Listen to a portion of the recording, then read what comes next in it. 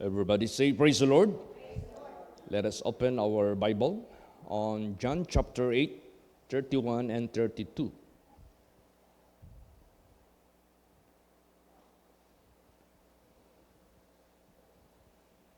Praise the Lord.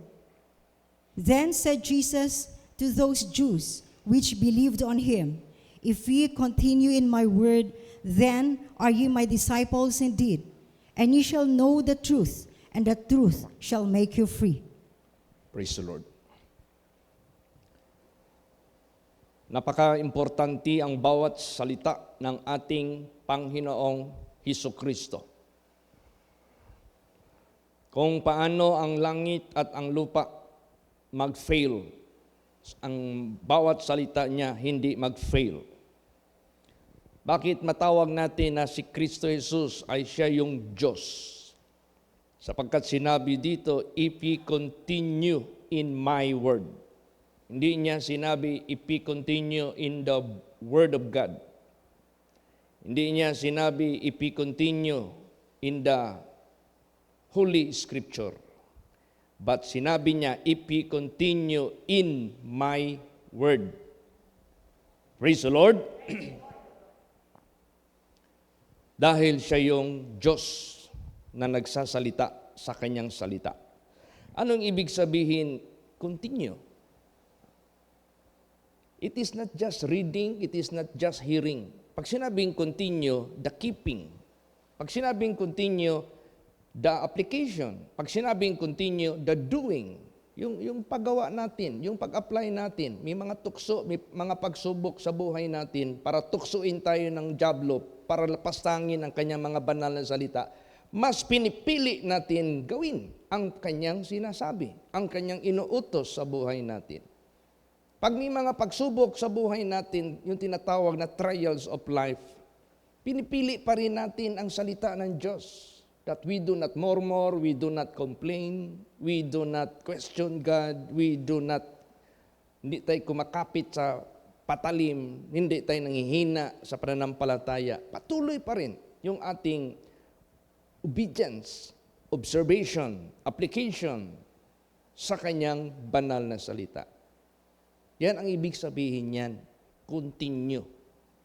The application, the doing, yung paggawa. Lalo't na panahon sa tukso, lalo't na panahon sa pagsubok sa buhay na. Tingnan mo si Job, dumating ang pagsubok sa buhay niya, mas pinili niya hindi matinag sa kanyang relasyon sa Diyos. Sabi niya, kahit ang uod kakain sa aking laman, hindi pa rin ako makilos, makikita ko pa rin ang Diyos.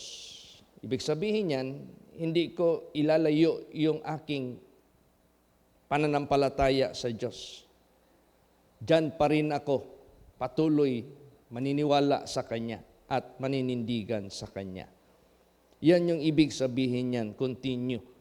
In my word. Maggamit tayo ng word na in, nasa loob. Inside.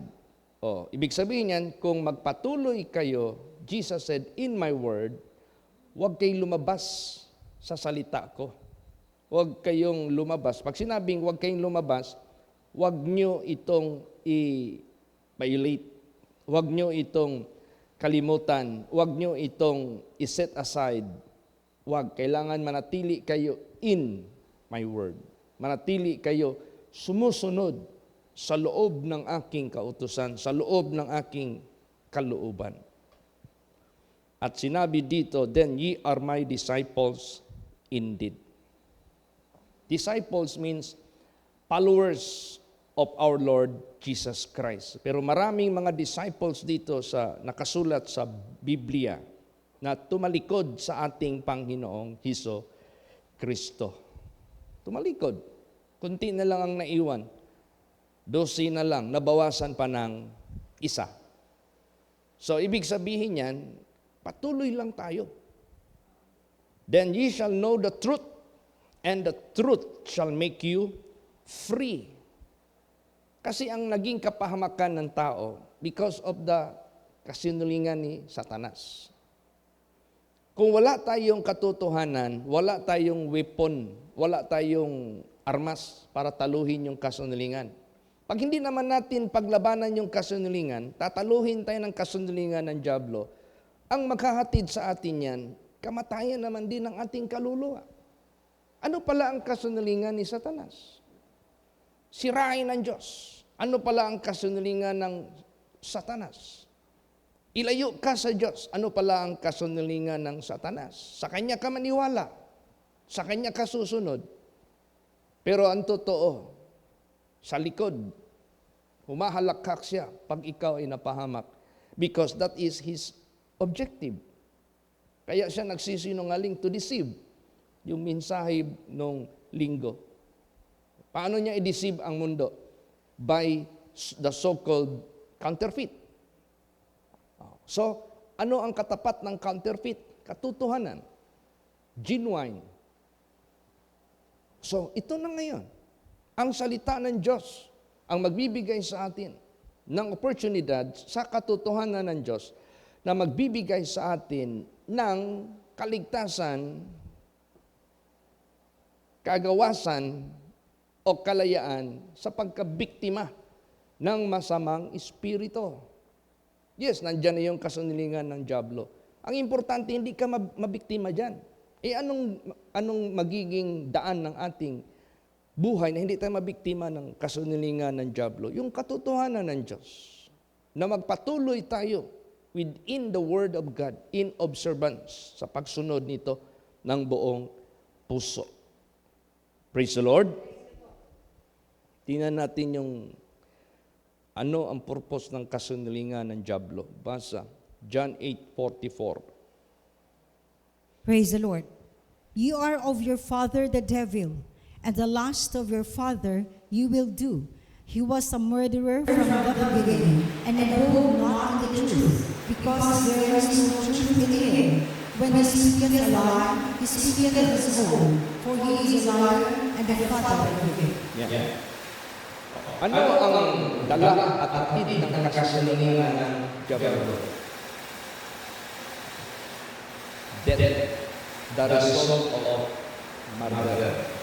Say murder. Pag sinabing murder, ikaw yung responsible sa patay. Pag ikaw ang patay, meron ka bang pinatay. Para mapagyan murder, meron ka bang pinatay. Meron sa biktima. Ngayon, ang dyablo, sa hindi pa siya itinatapon doon sa kapahamakan ng kanyang pagkasya sa impyerno, ang kanyang objective sa sanglibutang ito is to kill us. Gamit niya yung kanyang kasinungalingan. Kaya napaka-importante ang katotohanan ng ating Panginoong Diyos, hindi lang sa pagpakinig, sa pagbasa, kundi sa pag-perform, sa pag-apply nito, lalo't na in the midst of trial and temptation. Kasi diyan masubukan. Di ba naminsahe dito minsan na kung merong propeta or dreamer na ang kanyang mga signs na binibigay, nangyayari. So he is a prophet indeed. Pero uutusan ka ng propeta na yan dahil may panaginip siya as messenger of God na let us go and worship other gods. The Bible says, huwag niyong gawin. Kasi sinusubukan kayo ng Diyos, whether you keep or not, whether you seek God with all your heart. So, ibig sabihin ng ating Panginoong Diyos, ang katotohanan pa rin ng Diyos ang kailangan nating basihan para hindi tayo mabiktima. Praise the Lord. Para hindi tayo mabiktima. Ngayon, saan natin makikita ang katotohanan maliban sa salita ng Diyos? Mismo, si Jesus Christ. Basahin natin. John 14, verse 6. Praise the Lord. Jesus saith unto him, I am the way, the truth, and the life. No man cometh unto the Father but by me. Kasali dyan ang truth. I am the way, I am the truth, I am the life. No man cometh unto the Father but by me. What is the direction? What is the destination of the truth of God? unto the Father by our Lord Jesus Christ, that is to be in heaven. Nasa langit ang Diyos. Gusto mo makarating sa langit. Then, kailangan mo ng katotohanan ng Diyos. Kailangan mo ng daan na ituturo ng Diyos sa iyo para kung yan ay pipiliin mo, makakarating ka sa buhay na walang hanggan. Walang sino man makakapunta sa langit, walang sino man makakapunta sa Ama, subalit sa pamamagitan ko. Kaya, importante masyado yung ihimplo na pinakita ng ating Panginoong Hesukristo. Malapit na naman natin i-commemorate yung kanyang kamatayan doon sa cross. Maririnig na naman natin yung 7 sayings of our Lord Jesus Christ na napakahalaga po nito, napaka-importante po nito. Kasi doon niya tinalo sa cross ang kaaway. Doon din natin matatalo sa cross ang kaaway natin. Praise the Lord.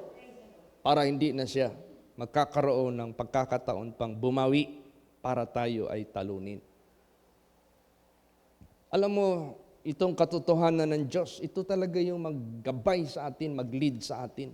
Napaka-importante talaga niyan. Basahin natin. Psalms 25 verse 5. Praise the Lord. Lead me in thy truth, and teach me, for thou art the God of my salvation. On thee do I wait all the day. Yan. Gabayan mo ako sa iyong katotohanan. Turuan mo ako. Kayo ang aking Diyos ng aking kaligtasan. Ako'y naghihintay sa inyo sa lahat ng araw.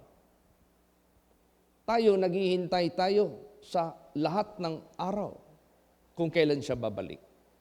Tayo naghihintay sa lahat ng araw kailan tayo kukunin ng ating Panginoong Diyos. Kasi pag kukunin na tayo ng ating Panginoong Diyos, tapos na ang lahat.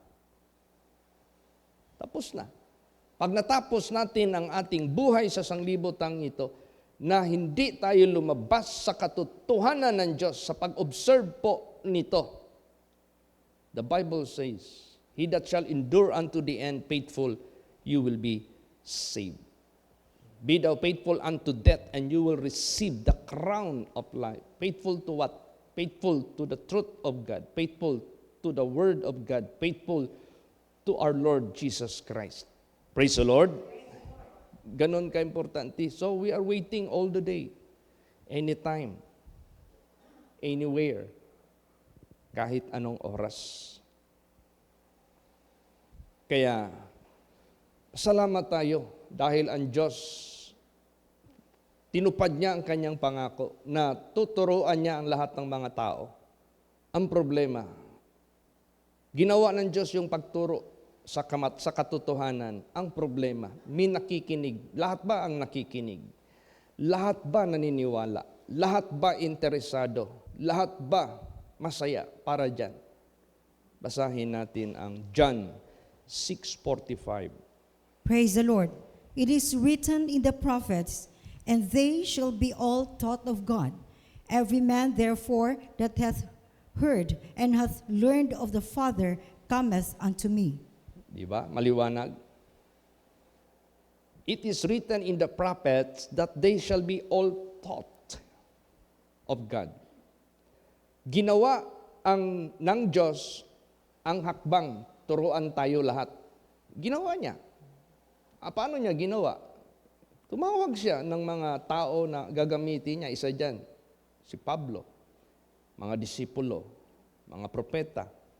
Sa kasaysayan ng ating simbahan, Pastor Samuel Algabre. Hindi man lingid sa kaalaman natin paano siya tinawag ng Diyos. Hindi talaga siya naka-escape.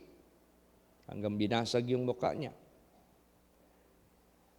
Talagang nagtuturo talaga ang Diyos sa lahat ng mga tao. Pero ang tanong sa resulta, kasama ka ba dito? Sa kanino? Ito. Every man therefore hath heard. Pag sinabing heard, nakinig ka. Nag-take heed ka. Naniwala ka. Nakinig ka eh. And hath learned. Natuto ka. Ibig sabihin yan, you try your best. Katulad sa inyo. Nag-testimony kayo kanina. Umuulan. na hindi nyo alam. Siguro galing kayo sa bahay nyo, walang ulan. Pagdating nyo in the middle of the road, biglang umulan. Pero hindi kayo umatras. Hinarap ninyo ang malakas na hangin na may tubig. Nakarating kayo dito. So, marinig ninyo ang Word of God, which is the truth.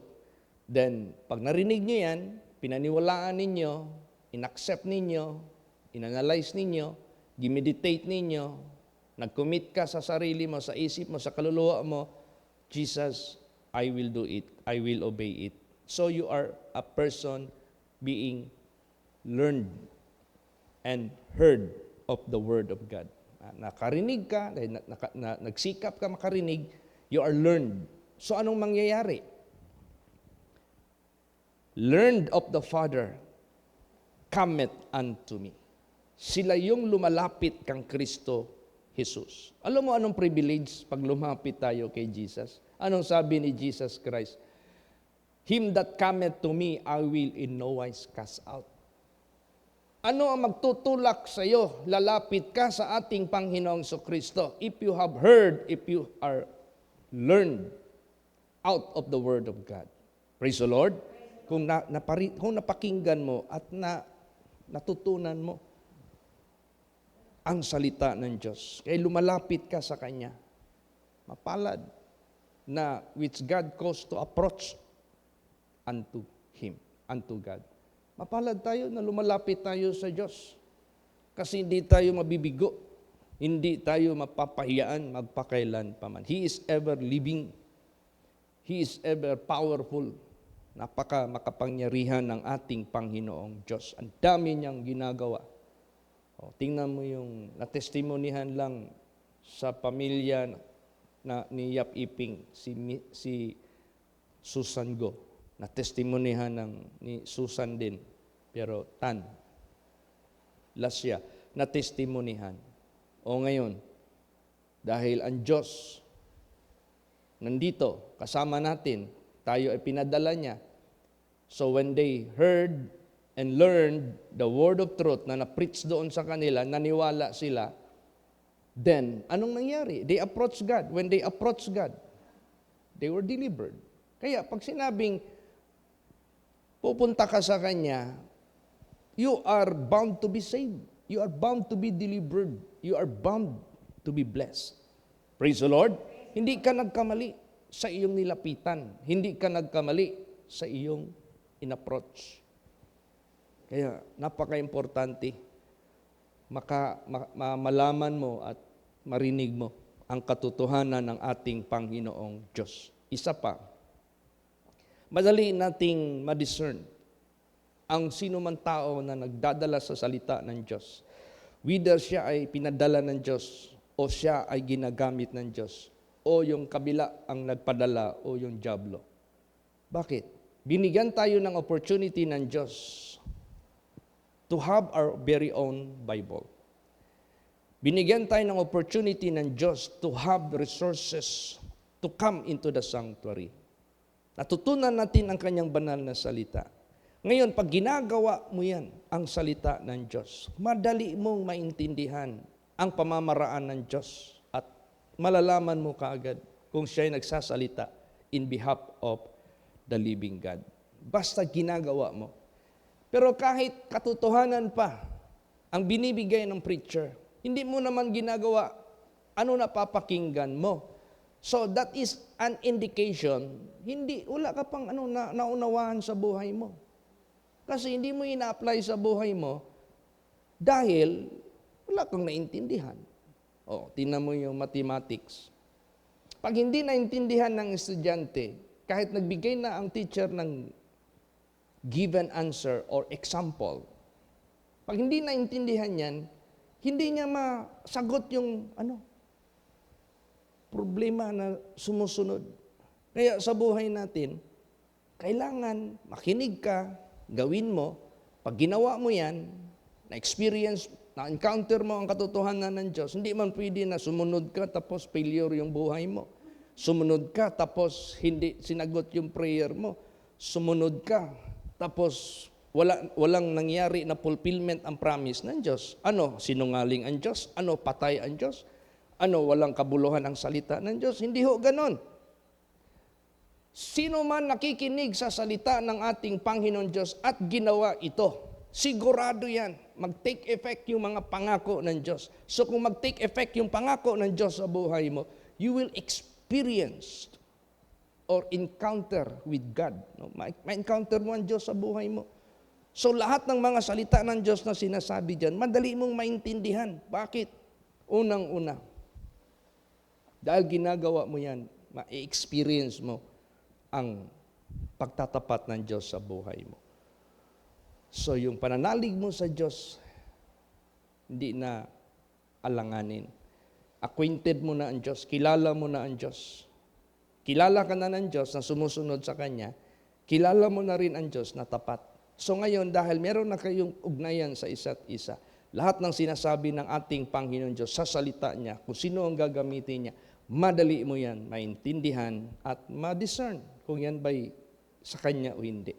So, ang paggawa ng salita ng Diyos ay napakalaking contribution sa buhay natin na tayo ay lalo pang makakaintindi. Basahin natin. John 7:17. Praise the Lord. If any man will do his will, he shall know of the doctrine, whether it be of God or whether I speak of myself. Yes. Gawin mo yung will niya na hinahayag niya sa kanyang kautusan, sa kanyang banal na salita. Malalaman ninyo ang doctrine kung yan ay sa Diyos at kung ako ba'y nagsasalita sa sarili ko, in my own way. Kaya kung gusto mo maging wise, may wisdom ka, may discernment ka, tama ang iyong perception, gawin mo lang ang salita ng Diyos. Pag ginawa mo yung salita ng Diyos, you will be experiencing with God, how God is faithful to you. So magkaroon kayo ng intimacy, magandang relasyon, close relationship, acquaintance sa isa't isa. So, pag acquainted mo na ang Diyos, damang-dama mo ang katotohanan ng Diyos mula sa salita niya. Praise the Lord. At alam mo ang lahat. Kasi ang Diyos mismo ang magbibigay sa iyo ng guidance. At ihahayag pa ng Diyos sa iyo ano ang mangyayari sa darating. Yan ang napaka-importante. Alam mo, the world is uncertain. Daming pangyayari sa sanglibutang ito na hindi alam ng mga tao and nangyari sa buhay nila ang tinatawag na yung bang untoward incident that suppose should not happen. They never expect it. Tulad niyang mga pinapalabas dyan sa newsfeed, merong 7 membro ng pamilya sumakay ng hot balloon. Pag sinabing hot balloon, malaking balloon yan na pinapalipad ng by the heat of the fire. So pag napainit yan, mag-lift up yung box na nakatali doon sa malaking balon, maglipad yan. 7 yan ha. Di nila alam na masunog yung balon. Nung nasunog ang balon, nandoon sila sa pinaka-peak ng height ng balon. Laglag sila lahat without parachute. Patay lahat. So the world is uncertain. Di nila alam anong unahan. Ngayon sa buhay natin, pag-usapan ang kamatayan, we expect that it will happen. We know that we are bound to that. Pag ang impyerno, alam natin kung kailan tayo papunta doon. Pag gagawa tayo ng kasalanan, alam natin maimpyerno tayo. Praise the Lord. Pag gagawa naman tayo ng mabuti at kalooban ng Diyos, alam natin makarating tayo sa kaharian ng Diyos. These are the things which are on the future. Kaya ang salita ng Diyos, maganda. You can prepare yourself. Sasabihan ka niya what is coming ahead of your life. Praise the Lord. Advance tayo. Basahin natin yan. John 16:13. Praise the Lord. Howbeit, when he, the Spirit of truth, is come, he will guide you into all truth. For he shall not speak of himself, but whatsoever he shall hear, that shall be he speak, and he will show you things to come. Di ba? He will show you things to come. Papakita niya sa inyo ang parating. Future ba? Na bagay. So tayo, makakahanda tayo. If we take heed sa warnings ng Diyos na yan ay papunta ng kapahamakan, we have time to manage our lives, the direction of our journey. Ma-amend pa natin. Pag sinabi niya yan na ang daan papunta ng kaharian ng Diyos, then let's rejoice. Let us take pleasure in it. Let us delight in the Lord. Let us be contented with godliness. Praise the Lord. Oh, yung buhay mo, masaya ka, hopeful ka. Provided ka ng Diyos, may mga problema man dumarating sa buhay mo, that is the will of God for you to know that God is able to fix your problems. Praise the Lord. If there is no problem, there is nothing to fix. If there are problems, there are things to fix by God. Kaya sa buhay natin, diyan natin mapoprove na pinapakita niya sa atin ano ang darating. Praise the Lord. If you obey me, anong makita natin na darating? Blessing. God said, if you obey me, God said, I will bless you. If you will not obey me, I will curse you. So, sinasabi ng Diyos, what is ahead, what is coming. Kaya yung katotohanan ng Diyos, do not depart from it. Praise the Lord. Continue. Patuloy ka dyan. Diyan ka na maliligtas, diyan ka na mabibless, diyan ka na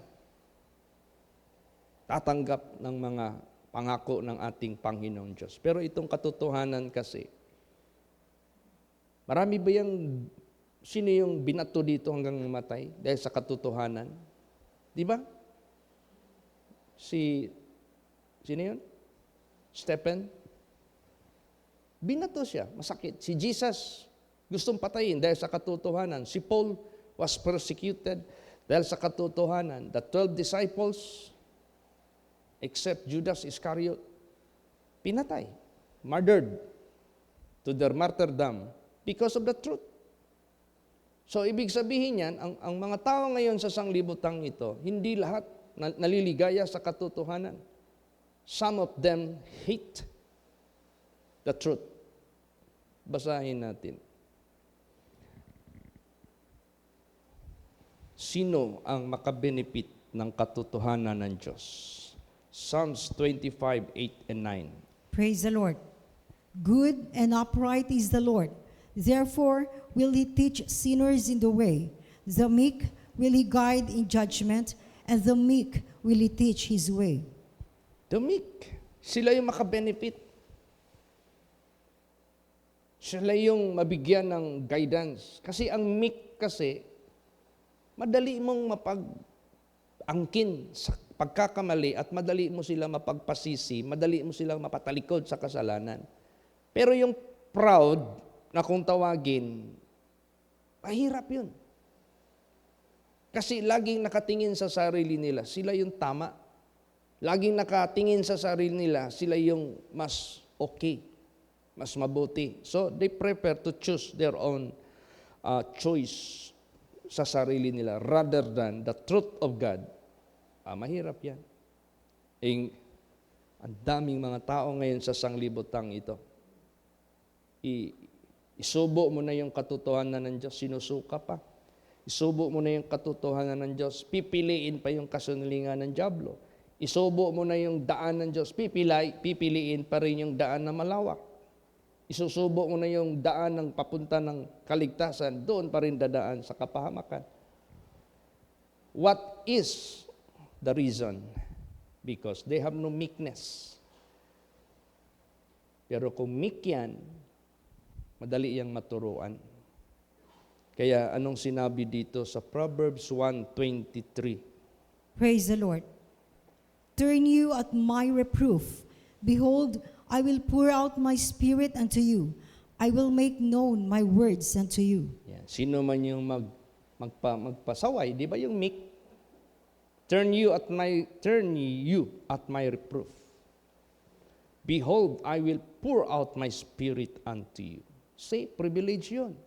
Pag ikaw ay nasa spirit of meekness and humility in the presence of God, willing ka to be rebuked, to be corrected, tapos meron kang meekness, yung 2 Chronicles chapter 7 verse 14, nagpapakumbaba ka, tumatalikod ka sa kasalanan mo, then papatawarin ka ng Diyos, yung spirit niya ibubuhos sa iyo. Ipapaalam ko ang aking mga salita sa iyo. Ay, importante masyado yung Word of God na malaman mo. Truth yan ng Diyos. Para hindi ka mabiktima ng kasunungalingan ng masamang espiritu. Kaso, makita mo naman yung tao na proud. Ito ang gagawin nila. Basahin natin. Pag proud, Proverbs 1:29. Praise the Lord. For that they hated knowledge and did not choose the fear of the Lord. Pakakaputan nila yung kaalaman ng Diyos na katotohanan at hindi nila pipiliin ang takot sa Panginoon. Alam mo yung takot sa Panginoon? Pag sinabing fear of the Lord, ito yung mga tao na may takot sa Diyos dahil meron silang pananampalataya sa Diyos, dahil naniwala sila sa warnings ng Diyos. Naniwala talaga sila, walang pag-alinlangan. So may takot sila sa Panginoong Diyos. They believe God and they reverend God. So sumusunod. Pero ang ginawa dito, hindi nila yung pipiliin. Patuloy pa rin yung kanilang kasaguyan, kasamaan, kalikuan. At they hate knowledge. Kakapuutan nila yung kaalaman. Alam nyo ba na merong persecution dumating sa buhay ni Sister Juana Pabros? Dahil yung husband niya, hindi kaagad na fully na convince sa katotohanan ng Diyos, sa Word of God. Galit na galit siya kasi sa holy place. Kasi yung kanyang anak na eldest, si Pastora Betty, pinag-aral ang papa niya ng chemical engineer. Natapos siya ng chemical engineering. Then, sinama yan ni pastor sa krusada. Inassign. Nagalit yung papa niya. Imbis na pinaaral ng chemical engineering para maalwan yung buhay, inassign. Kasi mababa pa yung niya eh. Pero kung tutuusin, mas higher yung kanyang profession yun kaysa maging chemical engineer ka. You're servant of King of Kings, servant of God. And you are establishing the kingdom of God. You are not establishing any infrastructural, industrial establishment. Hindi. More than pa. You are establishing the kingdom of God. Servant of God ka eh. You are preaching the kingdom of God. Hindi niya maintindihan. Hanggang binalingan niya ng puot yung kanyang asawa, si Sister Juana, the mother of Pastora Betty.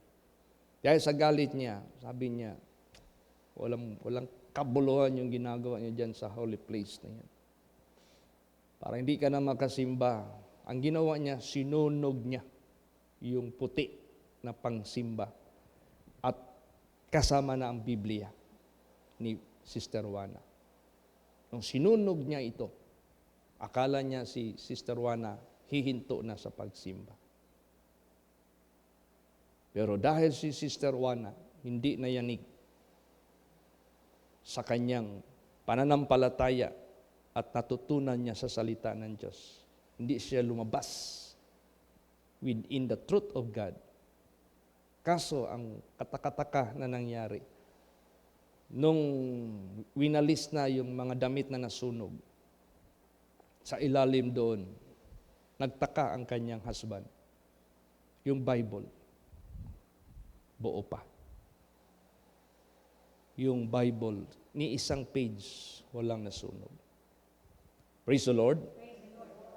Kaya kung magpatuloy tayo nito, fire has no power against your soul. Pero kung hindi ka magpatuloy sa salita ng Diyos, you will be out from the power of God to save you. Yung apoy tatalab sa iyo. Ang impyerno will prevail against you.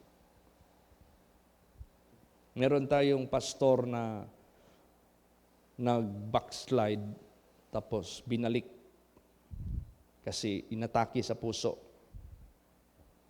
Nung malapit na siya malagutan ng hininga, may nag-advise sa kanya, tawag ka doon kay Pastor Chit. Pa-pray ka over the phone. Nung tinawagan ko siya, nahirapan na pa siyang humihinga. Nung nag-prayer kami, girebuke ko ng malakas yung sakit niya. Nakahinga siya ng balik. Tapos lumabas sa bibig ko, warning na yan ni Jesus sa buhay mo, sa tawag niya sa buhay mo. May calling ang Diyos sa buhay mo. So napostro yung kanyang pagbalik. Siya ngayon na-assign sa Angadanan. Narinig ko yung testimony niya. Pasalamat daw siya nga dumaan siya ng business na tagapagluto ng quick-quick. Bakit? Anong pinasalamatan niya magluto ng quick-quick? Pinadamaran daw ng Diyos sa kanya yung impyerno. Dahil sa init ng langis, na-feel niya yung init ng impyerno. At na-imagine niya yung mga quick-quick na lumilitaw, kaluluwa ng tao nandoon sa apoy. Na-imagine niya, kung isa ako dito, maglangoy-langoy doon sa impyerno. Mabuti yung nilulutuan niya na langis, ang apoy nasa ilalim. Ay, ang impyerno, wala kayang kawa doon na doon ka isakay. Direct sa kaluluwa mo yung apoy. Daraan man ng 1,000 years, you are not nearing to be out of hell. Daraan man ng 500,000 years, hindi ka papalapit na maalis ka na doon. Daraan man ng 1 billion years, hindi pa rin. You are not getting nearer to the end of your suffering. That is eternal. Super.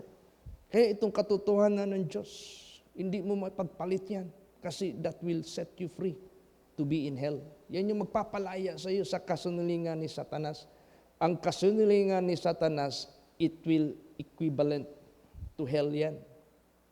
Because of the lie of Satan. Kaya ang truth of God, it brings you to the kingdom of God. Kaya in truth of God, continue tayo dyan. Praise the Lord. Huwag tayong magpa-easy. Malapit na tayong mag-commemorate ng kamatayan ni Jesus. Salamat tayo na hindi tayo obliged magpunta pa sa Golgotha or Jerusalem or doon mismo sa actual kung saan si Jesus pinako sa cross. Salamat tayo kay Jesus kahit nandito lang tayo sa Davao at kung nandoon ka lang saan, sa Luzon, Visayas, Mindanao, or Canada, or Malaysia. It is not necessary for you to go. Girang ngayon doon. But still, the message which God brought of that place, it is being what? Binibigay dito sa loob ng mga churches. Kaya, pasalamat tayo. Praise the Lord. Kahit ang salita ng Diyos, maraming mga taong magpunta doon para lang makinig sa Word of God.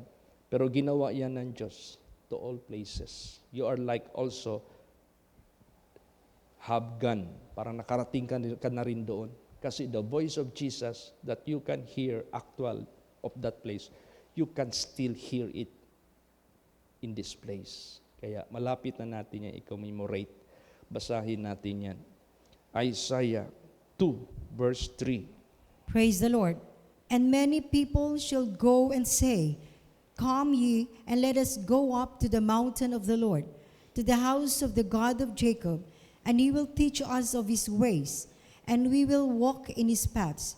For out of Zion shall go forth the law and the word of the Lord from Jerusalem. Yes. But it is not necessary for us to take our flight going to Jerusalem for the Word of God. Dito lang. Punta ka lang dito. Praise the Lord. O, kaya tandaan natin, March 28, 12 noon, yun ang start ng ating pag-commemorate sa nangyari doon na crucifixion sa kanyang physical body.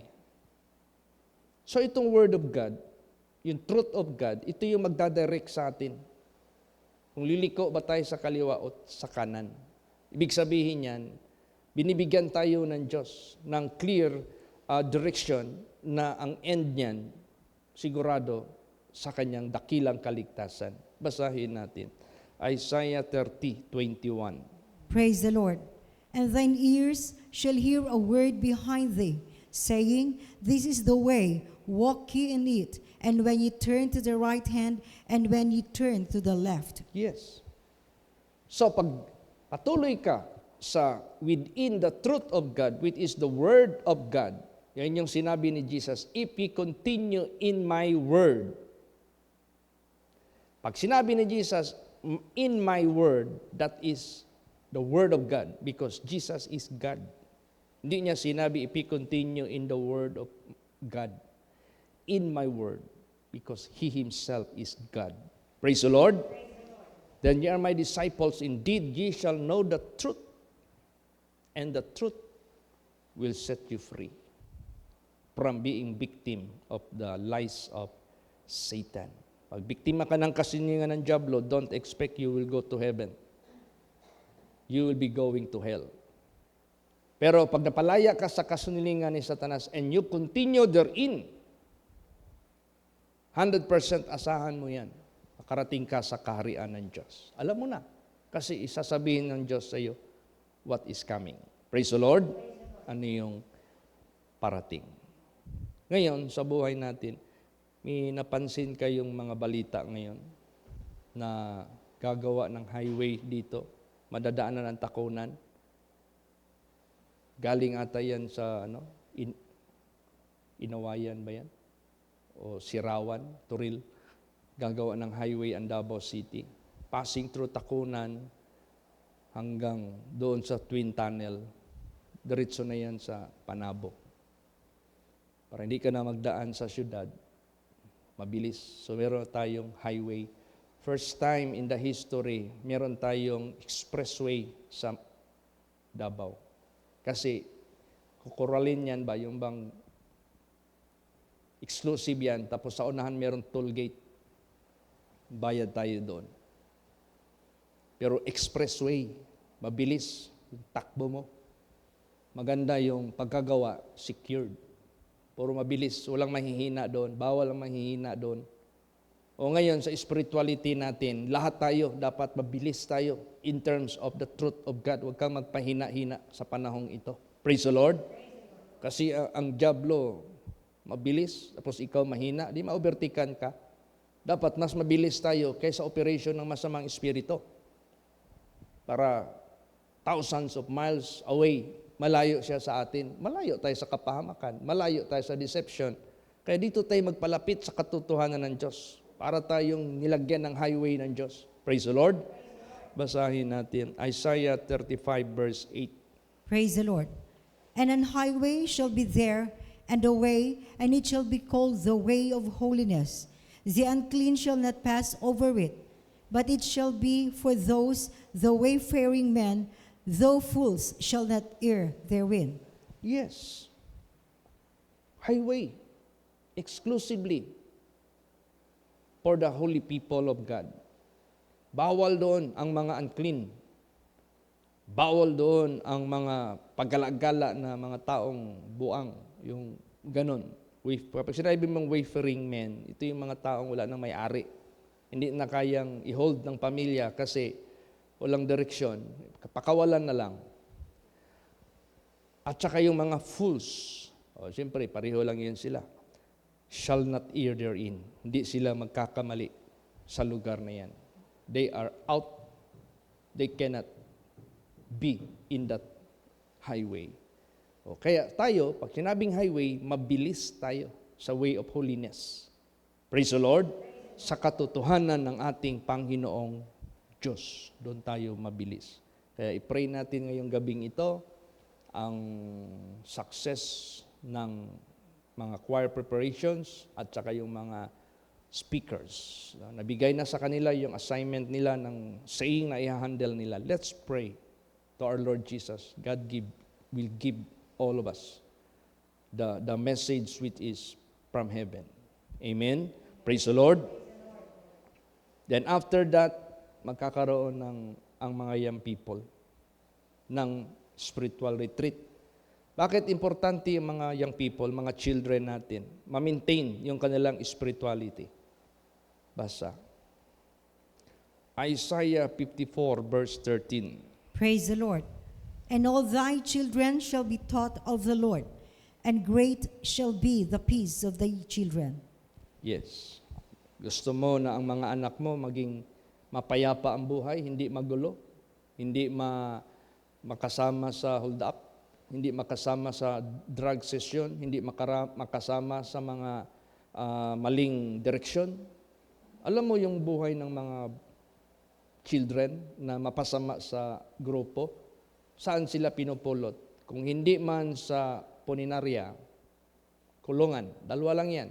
Puninarya dahil sangkot sa riot, puninarya.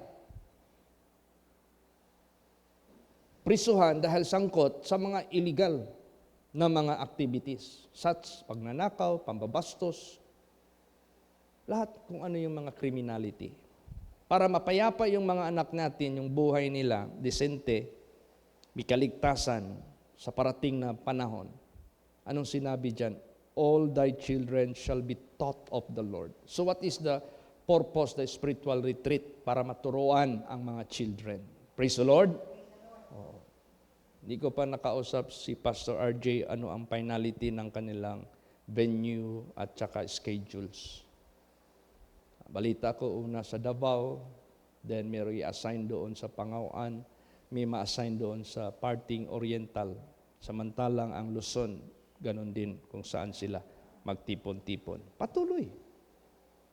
Let us not neglect our children na mag-guide sila sa katotohanan ng Diyos. Kaya grabe na ngayon ang panahon ngayon.